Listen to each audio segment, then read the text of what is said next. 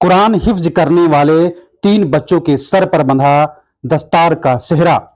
यह खबर बहराइच के मदरसा इस्लामिया इशाअतुल कुरान परसपुर में आयोजित एक जलसे के बारे में है, जहां 3 बच्चों ने हिफ्ज कुरान यानी कुरान को याद किया, पूरा किया और उन्हें दस्तार, सिर पर बांधे जाना वाला पगड़ी जैसे प्रतीक पहनाकर सम्मानित किया गया है। यह कार्यक्रम मदरसे के प्रबंधक मौलाना अब्दुल्लाह कासमी के नेतृत्व में आयोजित किया गया। इस अवसर पर मुख्य अतिथि के रूप में हजरत मौलाना मुफ्ती अब्दुल रहीम, मौलाना मुफ्ती वहीदुल्लाह और मौलाना मुफ्ती अब्दुल रहमान नक्शबंदी उपस्थित रहे। मदरसे में बच्चों को दीनी तालीम, धार्मिक शिक्षा के साथ साथ हिंदी, अंग्रेजी, गणित, विज्ञान और कंप्यूटर की शिक्षा भी दी जाती है। इस मदरसे में कुरान की तालीम प्राप्त करने वाले 3 बच्चे मोहम्मद सिराज, मोहम्मद दाऊद और मोहम्मद आसिफ ने अपनी छोटी सी उम्र में ही कुरान को पूरी तरह से याद कर लिया है, जो एक बड़ी उपलब्धि मानी जाती है।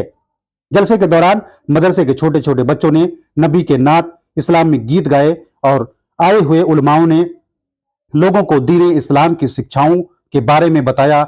हजरत मौलाना मुफ्ती अब्दुल रहमान ने इस अवसर पर कहा कि बच्चों को डॉक्टर, इंजीनियर, मास्टर व पुलिस की पढ़ाई के साथ साथ दीनी तालीम, धार्मिक शिक्षा भी देना जरूरी है। उन्होंने इस बात पर जोर दिया कि बच्चों को सबसे पहले धार्मिक शिक्षा दी जानी चाहिए ताकि वह अच्छे इंसान बन सके और समाज में सही दिशा मार्गदर्शन कर सके। यह कार्यक्रम इस्लामिक शिक्षा और समाज में इसके महत्व को दर्शाता है, साथ ही यह भी दिखाता है कि कैसे बच्चों को आधुनिक और धार्मिक शिक्षा के बीच संतुलन बनाकर शिक्षित किया जा सकता है।